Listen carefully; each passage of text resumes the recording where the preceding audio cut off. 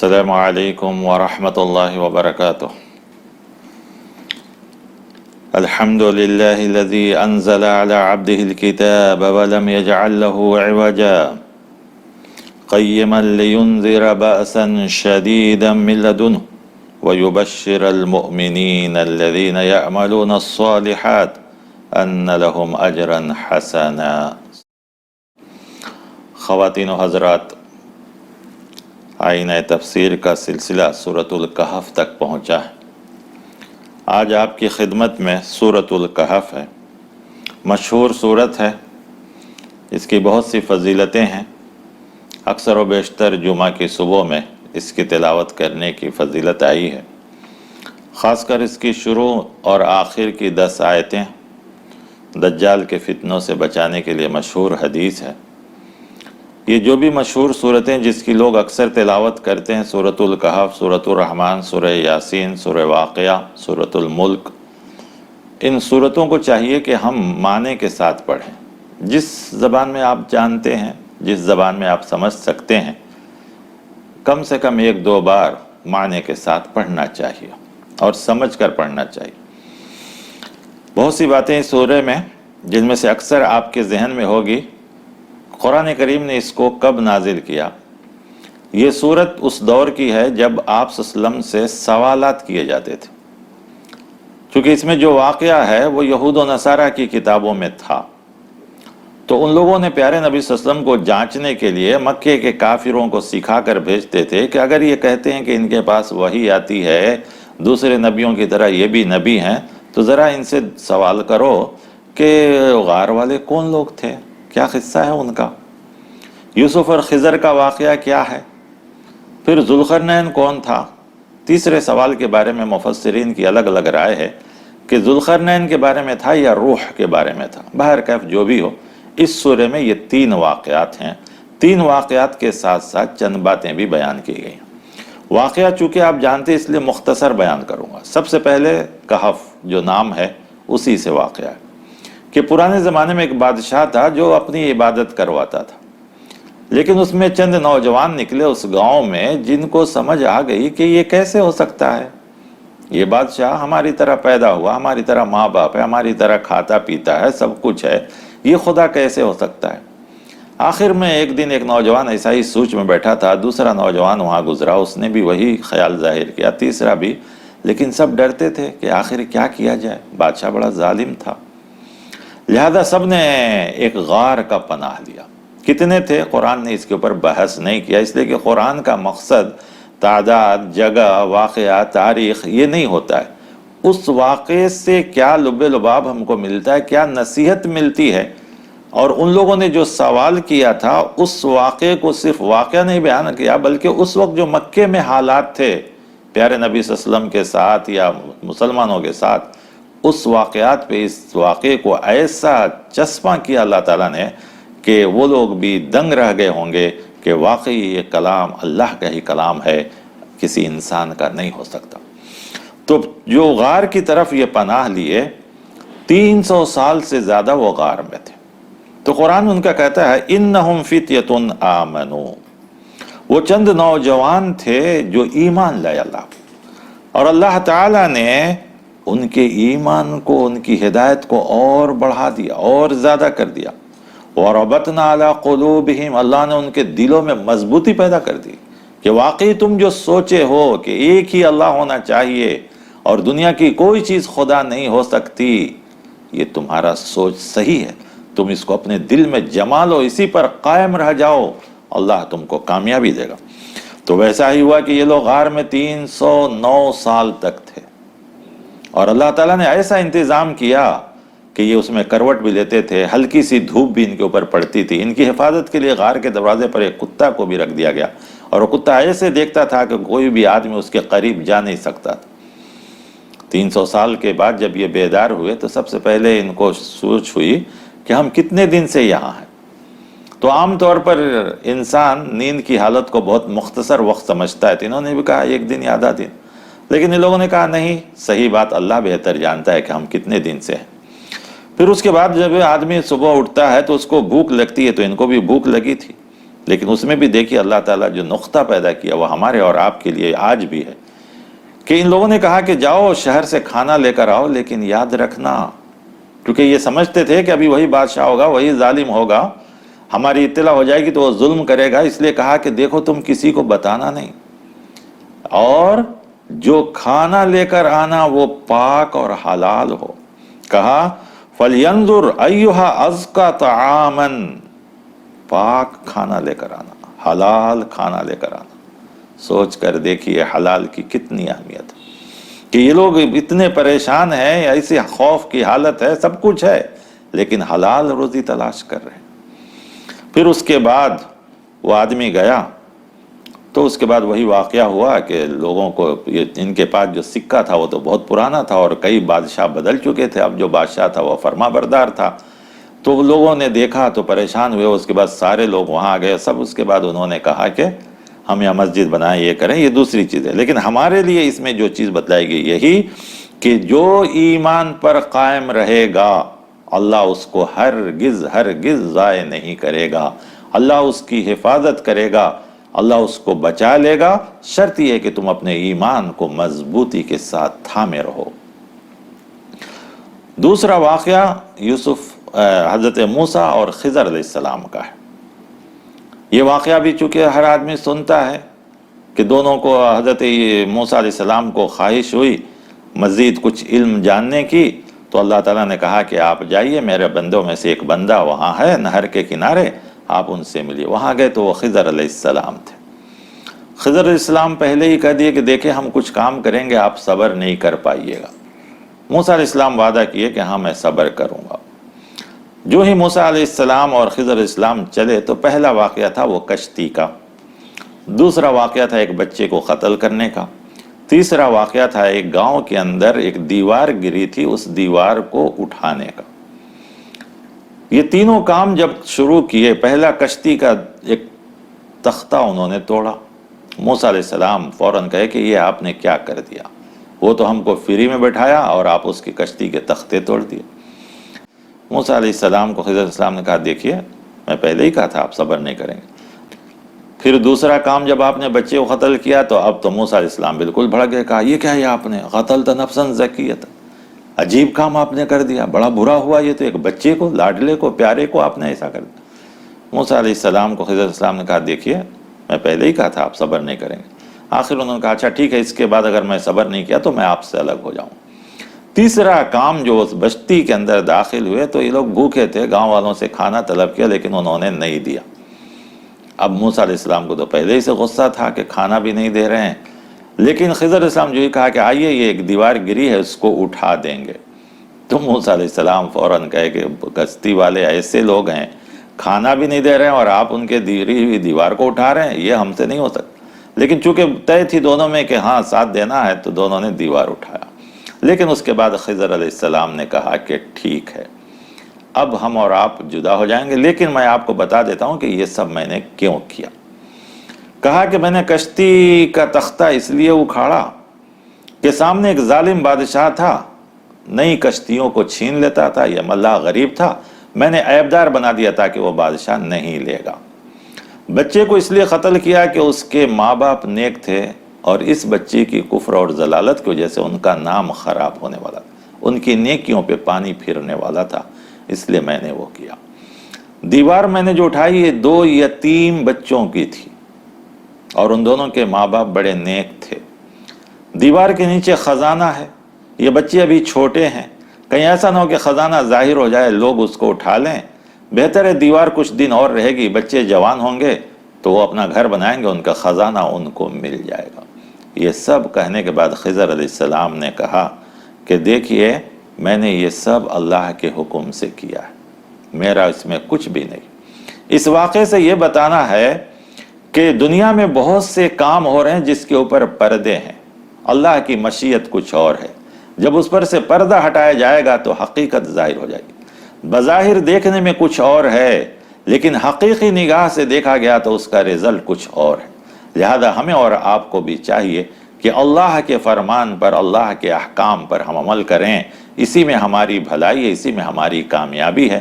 اور ساتھ ہی ساتھ پیارے نبی صلی اللہ علیہ وسلم کو یہ بھی بتلایا گیا کہ ہم نے یتیم کے مال کی حفاظت کی، اس کو ضائع ہونے نہیں دیا، تو آپ یتیم ہیں، آپ کا مال نہیں بلکہ آپ کے پاس ہمارے دین امانت ہے، تو جب آپ میرا دین آپ کے پاس امانت ہے تو ہم آپ کو کیسے ضائع کریں گے، لہذا ہم ہرگز آپ کو بھی ضائع نہیں ہونے دیں گے۔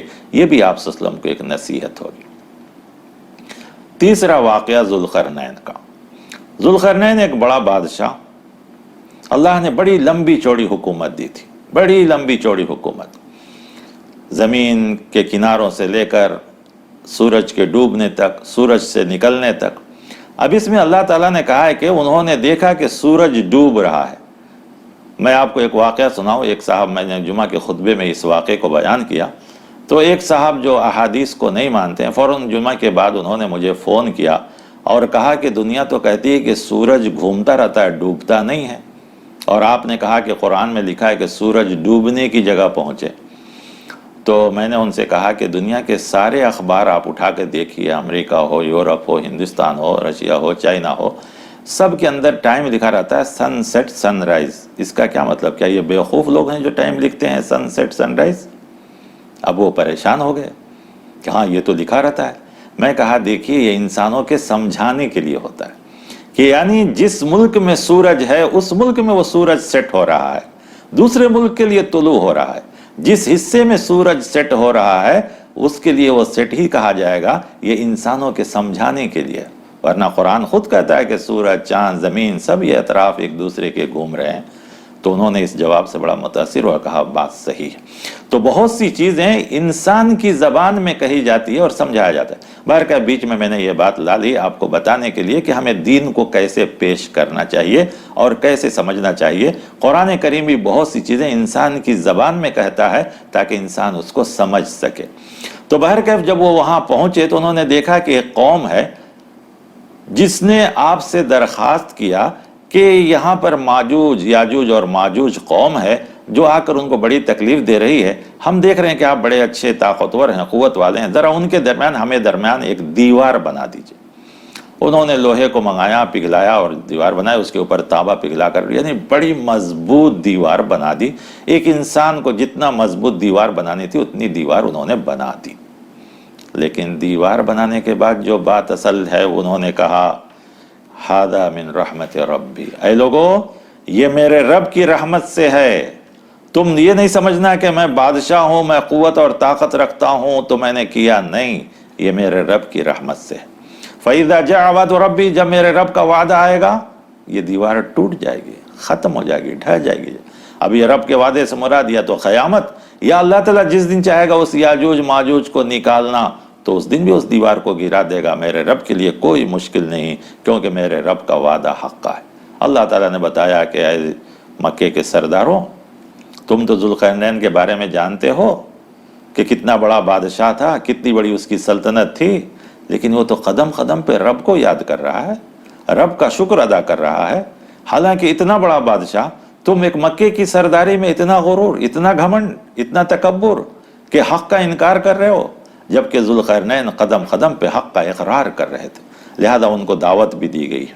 اس کے علاوہ اس سورہ میں چند بنیادی باتیں بھی بتائی گئی، جیسا کہ سورہ کو شروع ہی کیا گیا تو کہا گیا تمام تعریف اس اللہ کے لیے ہے جس نے اس کتاب کو اپنے بندے پہ نازل کیا، اور یہ کتاب سیدھا راستہ دکھاتا ہے، ڈراتا ہے سخت لوگوں کو اور خوشخبری دیتا ہے ایمان والوں کو، اور ایمان والے وہ ہیں جو نیک عمل کرتے ہیں۔ یہ ساری چیزیں پھر اس کے بعد اللہ تعالیٰ نے اس میں دو واقعہ ذکر کیا، ایک فرما بردار اور ایک نافرمان دوست کا۔ دونوں دوست تھے، ہمیشہ ساتھ رہتے تھے۔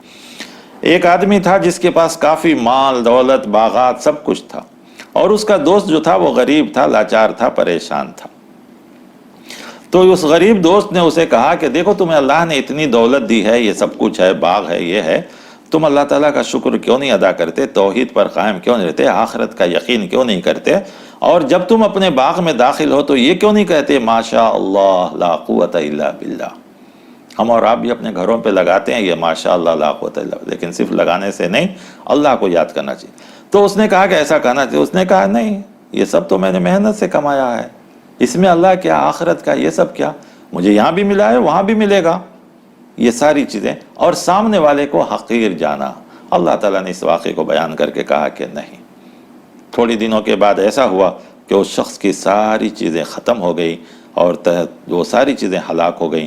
तो अल्लाह ताला ने इसको बयान करके कहा, देखो दुनिया की ज़िंदगी बहुत मुख्तसर है, यहाँ जो चीज़ें दी गई हैं उस पर इतराओ नहीं, फूलो नहीं, फ़ख्र और गुरूर न करो, ये सबको दी जाती हैं और जब नाफरमानी करते तो अल्लाह ताला छीन लेता है।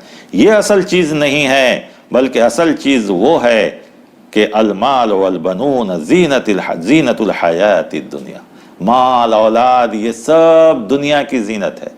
दुनिया में ही ये सब अच्छे लगते हैं, अच्छे खूबसूरती होंगी, हाँ अगर इनका तुम खूबसूरती के साथ इस्तेमाल करोगे, अल्लाह की फर्माबरदारी के बाद इस्तेमाल करोगे, तो तुम्हें बाक़ियातुस सालिहात बन जाएंगे और तुम्हारे रब के पास इससे बेहतर कोई चीज़ नहीं है। तो चलते चलते अल्लाह ताला ने इसमें यह भी बताया, साथ साथ चूँकि मक्की सूरत है तो आखिरत का भी जिक्र किया गया। कहा गया कि क़यामत के दिन जब मुजरिमीन आएंगे तो उन सब का नाम अमाल उनके सामने पेश किया जाएगा और वो किताब को पढ़ेंगे तो कहेंगे माली हादल किताब, अरे ये कैसा नाम अमाल है, ला युगादिरु सगीरतन वला कबीरतन इल्ला अहसाहा, इसमें तो छोटी सी छोटी नेकी, छोटी से छोटे गुनाह, बड़े से बड़े गुनाह, बड़े से बड़ी नेकी सब लिखा हुआ है। ये नाम अमाल देख कर वो खुद पढ़ेगा। इल्ला अहसाहा, सबको गिन लिया गया है और सब कुछ हमारे सामने हाजिर कर दिया गया। तो मालूम हुआ कि हमारा रोज़ नाम अमाल तैयार हो रहा है, हमारा रिकॉर्ड तैयार हो रहा है। हमें देखना चाहिए कि हम क्या रिकॉर्ड बना रहे हैं, अच्छा या बुरा। अच्छा करेंगे तो उसका अंजाम अच्छा होगा, बुरा करेंगे तो उसका बुरा अंजाम होगा। बहरकैफ ये चंद नसीहतें भी इस सूरे के अंदर की गई। आखिर में इस सूरे को जो ख़त्म किया गया है वो हमें और आपके लिए बड़ी नसीहत की बात है। अल्लाह तबारक तआला ने कहा, जो लोग कुफ्र में मुब्तला हो गए या मुझे छोड़कर मेरे किसी बंदे की इबादत कर रहे हैं, उन सब को जहन्नम में डाल दिया जाएगा। जहन्नम में उनकी मेहमान नवाजी की जा रही है। कहा गया नोज़ोला लिल काफिरीना, नोज़ोला कहा। लेकिन जो लोग नेक अमल करेंगे उनको जन्नत में मेहमान नवाजी की जाएगी। जन्नतुल फिरदौस नोज़ोला, वो जन्नतुल फिरदौस में उनकी मेहमान नवाजी होगी, वो उसमें रहें। लिहाजा जो लोग कुफ्र कर रहे हैं वो ये समझ के कर रहे हैं कि हम अच्छा काम कर रहे हैं, हरगिज़ वो अच्छा काम नहीं, वो नाफरमानी में है, अल्लाह की नाफरमानी में। अपने लिए अल्लाह की नाराज़गी को मोल रहे हैं, अपनी दुनिया और आखिरत दोनों तबाह कर रहे हैं। फिर उसके बाद अल्लाह ताला ने आखिर में अपनी निशानियों को बयान करते हुए कहा कि रब की नेमतें और उसकी निशानियों को तुम शुमार नहीं कर सकते। कई जगह कुरान करीम ने कहा, यहाँ भी कहा कि तुम अगर समंदरों को इंक बना लो, रोशनाई बना लो, दरख्तों को कलम बना लो, उतना और भी लेकर आओगे, इंक भी ख़त्म हो जाएंगे, समंदर के पानी ख़त्म हो जाएंगे, दरख्त ख़त्म हो जाएंगे, लेकिन अल्लाह की नेमत ख़त्म नहीं होगी। लिहाजा बेहतर है तुम्हारे लिए कि तुम एक अल्लाह की इबादत करो। प्यारे नबी सल्लल्लाहु अलैहि वसल्लम से कहलवाया जा रहा है कि आप खुद कह दीजिए, क्योंकि ये बड़ा एतराज़ का दौर था और इसके बाद की सूरतों में यही सब जवाब दिए गए हैं कि लोग एतराज़ करते थे कि नबी कैसे इंसान हो सकता है, बशर कैसे हो सकता है, इसके लिए तो फरिश्तों को उतरना चाहिए। ऐसा कहा गया कि आप कह दीजिए मैं तुम्हारे जैसा बशर हूँ, यानी पैदाइशी में, खाने पीने में, रहने सहने में, फैमिली में, ख़ानदान में तुम्हारे जैसा हूँ, लेकिन अल्लाह ने मुझे नबी बनाया, तो नबी बनाने के बाद मेरा मकाम, मेरा मर्तबा, सारी चीज़ें बढ़ जाती। तो कहा यू सब कुछ यही है, लेकिन यूहा इलैया अन्नमा इलाहुकुम इलाहुन वाहिद, हमारे तरफ वही की जाती है कि अल्लाह एक ही अल्लाह है। अब जिसको उस अल्लाह से मुलाकात करनी है तो उसके लिए दो चीज़ें, ईमान, अमल सालिहात और शिर्क से अपने आप को बचाए, उसके बंदों में से किसी को उसके साथ शरीक न करे। मालूम हुआ कि सिर्फ अमल काफ़ी नहीं है, शिर्क जैसे गुनाह से भी बचना। इसीलिए तौहीद को आखिर में फिर बयान करके मक्के वालों को भी समझाया गया, हमारे और आपके लिए है। इन्हीं चंद बातों पर को मुख्तसर करते हुए मैंने सूरह कहफ को मुकम्मल किया। इसी से मिलता जुलता सूरह मरियम है। सूरह मरियम में अल्लाह तबारक व तआला ने सूरह आले इमरान में बहुत सी तफसील से इस ख़ानदान का जिक्र किया था। बाकी फिर यहाँ पर अल्लाह ताला ने उसी चीज़ को एक दूसरे तरीक़े से बयान किया है। मरियम आप जानते हैं ईसा अलैहिस्सलाम की माँ का नाम है। फिर इसी ख़ानदान से हज़रत ज़करिया थे, उनकी दुआ से ये सूरह शुरू होती है कि ज़करिया अलैहिस्सलाम की उम्र हो चुकी थी लेकिन औलाद नहीं थी, तो आखिर में बड़ी रिक़्क़त अंगेज़, दर्द अंगेज़ अल्फाज में दुआ करते हैं। वो कहते हैं कि इन्नी वहनल अज़्म, ऐ अल्लाह میری ہڈیاں کمزور ہو چکی ہیں اور میرے بال سفید ہو چکے ہیں، اور جانتے ہیں آہستہ دعا کر رہے تھے، کہیں ایسا نہ ہو کہ کوئی سن لے تو مذاق اڑائے کہ اس عمر میں ان کو یہ خواہش، اس لیے قرآن کا وَنَادَى رَبُّهُ نِدَاءً خَفِيًّا، آہستہ آہستہ، لیکن اللہ نے اس آواز کو بھی سن لیا کیونکہ وہ سمیع ہے، وہ سننے والا ہے۔ پھر اس کے بعد اللہ تعالیٰ نے ان کو اولاد عطا فرمایا، تو ان کے ذکر ہے کہ اللہ نے صرف اولاد ہی نہیں بلکہ یحییٰ دیا۔ یہ سب باتیں آپ پہلے سنیں۔ خاص کر اس سورہ میں حضرت عیسیٰ علیہ السلام کی پیدائش کا ذکر ہے۔ چونکہ مریم علیہ السلام کی شادی نہیں ہوئی، اللہ نے ایک الگ طریقے سے ان کو اولاد دیا، جیسے آدم علیہ السلام کو بغیر ماں باپ کے پیدا کیا، حضرت عیسیٰ علیہ السلام کو صرف ماں سے پیدا کیا۔ یہ اللہ کی پیدائش ہے کہ کبھی آدم کو بغیر ماں باپ کے، عیسیٰ علیہ السلام کو بغیر باپ کے، عام انسانوں کو ماں باپ سے، قیامت کے دن اللہ ایسا ہی دوبارہ پیدا کرے گا۔ یہ اس کی تخلیق ہے، وہ جیسا چاہتا ہے پیدا کرتا ہے۔ لیکن لوگوں نے مریم علیہ السلام پر بڑا الزام لگایا، ان کے ساتھ بدتمیزی کی، تو انہوں نے بچے کی طرف اشارہ کیا، کہا کہ تم بچے سے خود پوچھ لو۔ لوگوں نے کہا کہ بچہ جو ابھی پیدا ہوا ہے، گہوارے میں ہے، شیرخوار ہے، دودھ پی رہا ہے، یہ کیسے بات کرے گا؟ ابھی یہ لوگ چیمی گویاں کر ہی رہے تھے کہ عیسیٰ علیہ السلام خود کہنے لگے اسی گہوارے میں، انی عبداللہ، میں اللہ کا بندہ ہوں، آتانی الکتاب، اللہ نے مجھے کتاب بھی دیا، وجعلنی نبیا، اور مجھے نبی بنایا، وجعلنی مبارکا اینما کنت، میں جہاں بھی رہوں گا اللہ تعالیٰ مجھے بابرکت زندگی دے گا، وَأَوْصَانِ بِالصَّلَاةِ وَالزَّكَاةِ مَا دُمْتُ حَيًّا، اور مجھے نماز اور زکوٰۃ کا حکم دیا گیا جب تک میں زندہ رہوں گا۔ معلوم ہوا کہ نماز زکوٰۃ ان کو بھی دی گئی تھی۔ پھر اس کے بعد کہا میں اپنے ماں باپ کے ساتھ بہت نیک فرما بردار بن کر رہوں گا، کبھی بھی میں سختی اور نافرمانی نہیں کروں گا۔ یہ ساری چیزوں کو بیان کیا گیا۔ آخر میں ساتھ ساتھ انہوں نے یہ بھی کہہ دیا، ان اللہ ربی و ربکم، میرا رب اور تمہارا رب اللہ ہے، فاعبدوہ، اسی کی عبادت کرو، ھذا صراط مستقیم، یہی سیدھا راستہ ہے۔ گویا یہ بھی مکے کے ابتدائی دور، اور خاص کر اس کے بارے میں مشہور ہے کہ جب مسلمان پہلی بار ہجرت کر کے، مکے کے ظلم کو نہ برداشت کر کے ہجرت کر کے جب ایتھوپیا گئے، حبشہ، اس وقت جو نجاشی بادشاہ تھا، تو اس کے دربار میں جب اس نے کہا تھا قرآن سنانے کے لیے، تو حضرت علی رضی اللہ عنہ نے اسی آیتوں کی تلاوت کی تھی، کیونکہ وہ نجاشی عیسائی تھا۔ عیسیٰ علیہ السلام کے بارے میں ان لوگوں نے پوچھا تھا کہ تمہارا کیا رائے ہے، کیونکہ عرب کے کافروں نے کان بھرے تھے اس کے کہ یہ عیسیٰ کے بارے میں غلط خیال رکھتے ہیں۔ جب اس نے ان آیتوں کو سنا تو اس کے آنکھوں سے اتنے آنسو جاری ہوئے کہ اس کی داڑھی بھیگ گئی، اور آخر میں وہ مسلمان بھی ہو گیا۔ حالانکہ اس کے دربار میں بھی چمچے تھے جو اس کے کان بھر رہے تھے، لیکن وہ ان کی بات کو نہیں سنا اور مسلمان ہو گیا، اور مسلمانوں کو وہاں پناہ بھی دیا۔ تو ان آیتوں کا وہ بھی تعلق ہے کہ مختصر الفاظ میں چونکہ وہ وقت ضرورت تھی، اس لیے عیسیٰ علیہ السلام، مریم علیہ السلام، ان کے خالو حضرت زکریا، ان کے خالہ کے لڑکے حضرت یحییٰ، یہ سب ایک ہی فیملی کے نبی تھے، ان سب کا ذکر کیا۔ ساتھ ہی ساتھ اس میں حضرت ابراہیم علیہ السلام کا بھی ذکر کیا کہ انہوں نے اپنے باپ کو کیسے دین سے دین کی طرف بلایا، اور پتھروں کی عبادت، بتوں کی عبادت، یہ سب، لیکن ان لوگوں نے کہا نہیں، یاد رکھو، تم ہماری بات سنو، اگر نہیں سنو گے تو ہم گھر سے نکال دیں گے، تم کو مار مار کر ہلاک کر دیں گے۔ اتنے کے بعد ابراہیم علیہ السلام گھر سے نکل جاتے، لیکن جاتے جاتے اپنے باپ کے لیے کہتے ہیں سلام علیک، آپ کے اوپر سلامتی ہو، ساستغفر لک ربی، میں میرے رب سے آپ کی مغفرت کی دعا کروں گا۔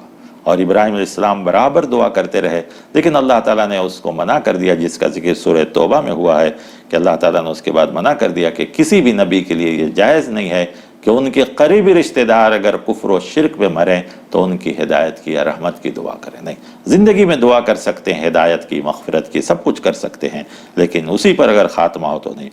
ساتھ ہی ساتھ اس میں اسحاق، یعقوب اور دوسرے سارے نبیوں کا، حضرت اسماعیل، حضرت یسع، ذوالکفل، ان سب نبیوں کا ذکر کیا کہ یہ سب نبی تھے اللہ کے، اور اللہ تعالیٰ نے ان سب کو مقام عطا فرمایا، حضرت نوح، یہ سب کو۔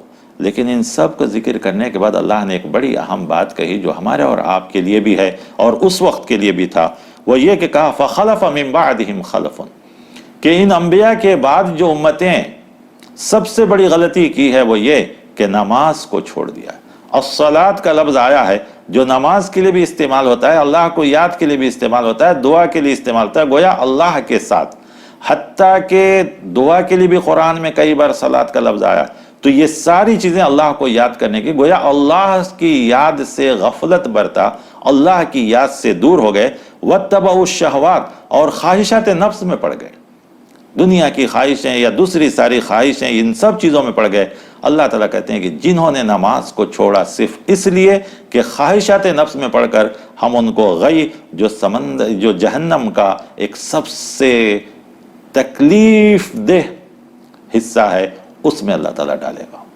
اور کہا جاتا ہے کہ غی ایک ایسا جہنم کا حصہ ہے جس سے دوسرے جہنم خود پناہ مانگتے ہیں، لیکن اللہ تعالیٰ بڑا رحمان و رحیم ہے۔ اس کے بعد فوراً آیت لایا، اِلَّا مَن تَابَ وَآمَنَ وَعَمِلَ صَالِحًا، مگر جو لوگ توبہ کر لیں، ایمان لائیں، نیک عمل کریں، اللہ ان کو جنت میں داخل کرے گا اور ان کے ساتھ رتی برابر ظلم نہیں کرے گا۔ گویا گناہ ہونا غلطی نہیں ہے، گناہ پر قائم رہنا یہ غلطی ہے۔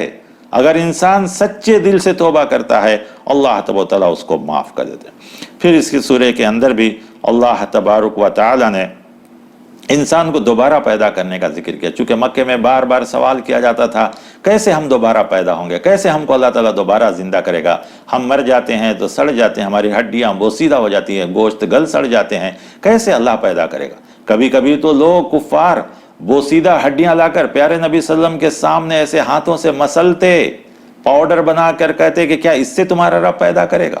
اللہ تعالیٰ نے اس صورت میں کہا، اے انسان، کیا تو غور نہیں کرتا ہے کہ اس سے پہلے تو کیا تھا؟ پیدا ہونے سے پہلے، پیدا ہونے سے پہلے تیری کوئی جگہ نہیں تھی، تیرا کوئی وجود نہیں تھا، اللہ نے تم کو پیدا کیا ہے، تو جب ایک بار پیدا کر دیا ہے تو دوبارہ پیدا کرنا کون سا مشکل ہے؟ تو اللہ تعالیٰ ہم کو ضرور دوبارہ پیدا کرے گا، ہمیں اور آپ کو ان سب چیزوں پر یقین ہونا چاہیے۔ پھر اس کے بعد آخر میں حضرت عیسیٰ علیہ السلام کے تعلق سے ہی ایک بات کہی گئی، وہ یہ، اور قرآن میں یہ کئی جگہ ہے، بار بار اللہ تعالیٰ کہتا ہے کہ تم اللہ کے لیے کسی کو اولاد نہ بناؤ، یہ نہ کہو کہ اللہ کو لڑکا ہے۔ عرب کے کفار فرشتوں کو اللہ کی بیٹیاں کہتے تھے، اس کا بھی اللہ نے بار بار انکار کیا ہے، جو آگے کی صورتوں میں آئیں گی۔ اور عیسیٰ علیہ السلام کو اللہ کا لڑکا کہتے تھے، بیٹا کہتے تھے، اللہ نے اس کا بھی بہت انکار کیا۔ یہاں ایک ایسے طریقے سے انکار کیا، ذرا سوچ کر دیکھیں، اللہ تعالیٰ کہتے ہیں وَقَالُوا اتَّخَذَ الرَّحْمَنُ وَلَدًا، یہ لوگ کہتے ہیں کہ رحمان کو اولاد ہے، لَقَدْ جِئْتُمْ شَيْئًا إِدًّا، تم بہت بری بات لے کر آئے ہو۔ تَكَادُ السَّمَاوَاتُ وَالْأَرْضُ، تَكَادُ السَّمَاوَاتُ، قریب ہے کہ آسمان يَتَفَطَّرْنَ، ٹوٹ جائے، وَتَنشَقُّ الْأَرْضُ، زمین پھٹ جائے، وَتَخِرُّ الْجِبَالُ، اور پہاڑ ٹکڑے ٹکڑے ہو جائیں۔ یہ اتنی بری بات ہے کہ اس کی وجہ سے ان تینوں بڑی طاقتوں میں، زمین، آسمان اور پہاڑ، جو بڑی بڑی چیزیں ہیں، یہ سب ٹکڑے ہو جائیں، پھٹ جائیں اور چکنے چور ہو جائیں۔ اتنی خطرناک بات تم کہہ رہے ہو، ان دعوا للرحمن ولدا، اللہ کے لیے تم، رحمان کے لیے تم اولاد پکار رہے ہو؟ کیا ضرورت ہے اللہ تعالیٰ کو اولاد کی؟ ان کل من فی السماوات والارض الا آتی الرحمن عبدا، زمین اور آسمان کے اندر جتنی چیزیں، سب اس کے بندے بن کر آ رہے ہیں، سب اس کے بندے ہیں، اس کے بندہ بننا اپنا فخر سمجھتے ہیں، تو تم ایک انسان کو تم اللہ کا اولاد کیوں بنا رہے ہو؟ کیا ضرورت پڑے گی اللہ تعالیٰ کی اولاد کو؟ اگر اللہ کو اولاد کی ضرورت ہوتی تو آدم کو ہی بنا لیتا، لیکن آدم علیہ السلام کے زمانے سے، اس سے پہلے جنات و شیاطین تھے، سب تھے، نہ معلوم کتنا زمانہ گزر چکا، کبھی اللہ کو اولاد کی ضرورت نہیں پڑی۔ آج ضرورت پڑ جائے گی کہ تم نے عیسیٰ علیہ السلام کو اللہ کا بیٹا بنا لیا اور عزیر علیہ السلام کو اللہ کا بیٹا بنا لیا۔ اللہ تعالیٰ نے بڑے بھیانک طریقے سے کہا یاد رکھو، سب کے سب تم قیامت کے دن آؤ گے، سب کو میں گن کے رکھا ہوں، چن کے رکھا ہوں، لیکن جو لوگ ایمان لائے، نیک عمل کیے، وہ رب کے مہمان، رب کے جو ہے بڑے قریب ہوں گے، پسندیدہ ہوں گے۔ اور آخر میں اللہ تعالیٰ نے چیلنج سے کہا ان کو کہ یاد رکھو، جن قوموں کو ہم نے ہلاک کیا ہے، کیا ان کی آج کوئی نشانی ہے ان کی کوئی آواز، کوئی بود و باش؟ کیسے ہم نے سب کو ہلاک کر دیا۔ اسی پر اس سورے کو ختم کیا گیا ہے۔ میں بھی اللہ تعالیٰ سے دعا کرتا ہوں کہ یہ جو مختصر ہم نے 2 صورتوں کے بارے میں کی، آج ہمارے لیے جو ان صورتوں میں جو چیزیں تھیں ہم نے پیش کیا، اللہ تعالیٰ مجھے، آپ کو، سب کو بھی ان باتوں پر عمل کرنے کی توفیق عطا فرمائے۔ السلام علیکم ورحمۃ اللہ وبرکاتہ۔